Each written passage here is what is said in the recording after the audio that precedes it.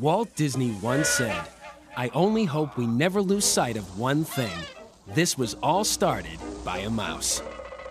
Over the years, new generations of Disney mice have followed in Mickey's famous footsteps. I think mice are sort of in the family. We've just done mice all our lives, and I suppose we sort of are in love with them. The Great Mouse Detective is based on the popular book Basil of Baker Street by Eve Titus and tells the tale of a super intelligent sleuth who, along with his friend and sidekick, Dr. Dawson, must match wits with the greatest criminal mind in the world, Professor Ratigan. Some of the finest talents in Hollywood contributed their unique skills to the planning, development, design, and creation of this comic caper, which was more than 4 years in the making. The process of making a Disney animated film begins with the creation of the story and the development of its characters. Oh, I was so worried about my little girl. When you discuss how these characters are going to relate, you're not talking about cartoons and funny ideas. These are real personalities. Oh, I love it when I'm nasty.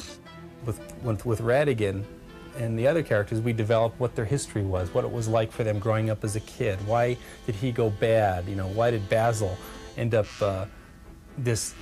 such an extremely intelligent guy, but a social misfit? Ha ha ha! But not for long, Miss Flamhammer. Flavisham. Whatever. Bringing believability to these animated actors is a task shared by the animators and the performers who provide the characters' voices. Ha! Here is our friend's entrance. Basil, how could he fit through such a tiny... Observe, Doctor. Basil, you astound me. As I look at the little models that were made of Basil, I don't know whether I'm getting to look like the model or he's going to look like me. And we're all Disney creatures, aren't we?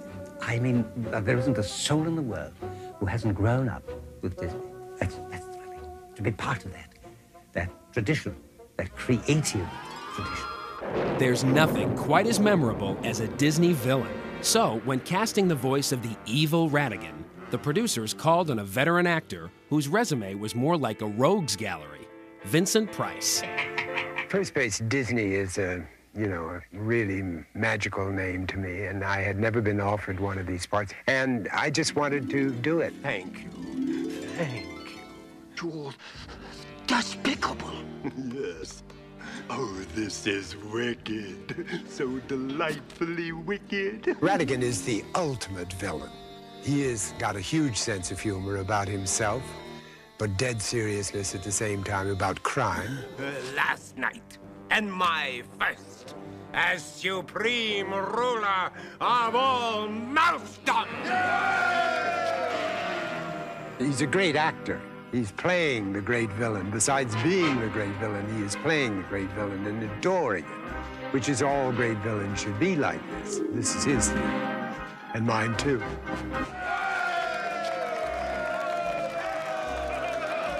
He's a hero, isn't he? But a villain is always somebody that has to fool you all the time.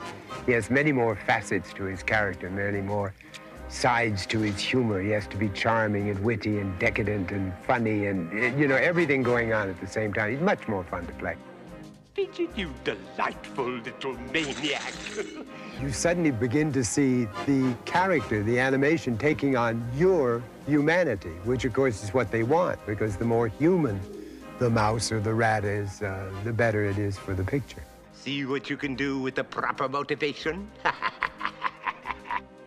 In a departure for Price, the actor not only delivered Ratigan's dialogue, but also sang to music created by Academy Award winner Henry Mancini. With time so short, I'll say so long and go so soon. Goodbye. Grammy Award-winning artist Melissa Manchester wrote and performed a song as a barroom mouse. Hey fellas, I'll take off all my blues. Hey fellas, there's nothing I won't do just for you.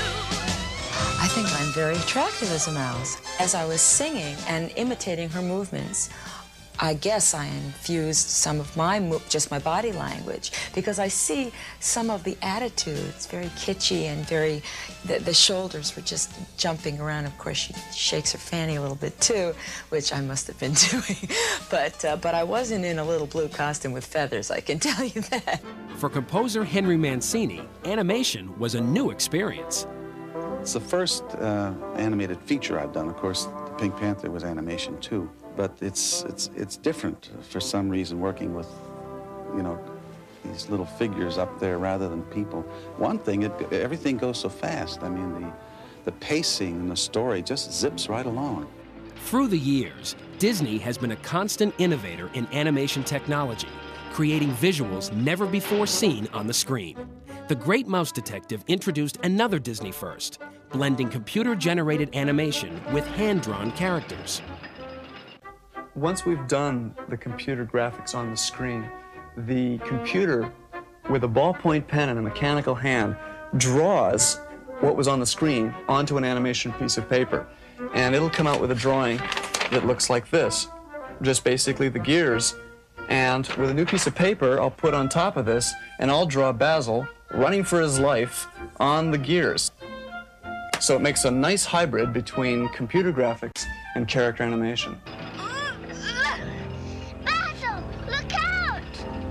Combining traditional animation with new technology enabled the Disney artists to create an exciting climactic sequence, unlike any ever seen in an animated film. With the entire room and architecture and gears and beams and a clock face all in the computer's mind, we could then move through the set just like a live-action camera could do, or even more like a helicopter can do. So when the characters are running like this up the gear, the camera's panning and moving along with them in tremendous kind of shots that aren't normally possible in an animated picture. This is the kind of cinematography that we're used to seeing in a Spielberg movie.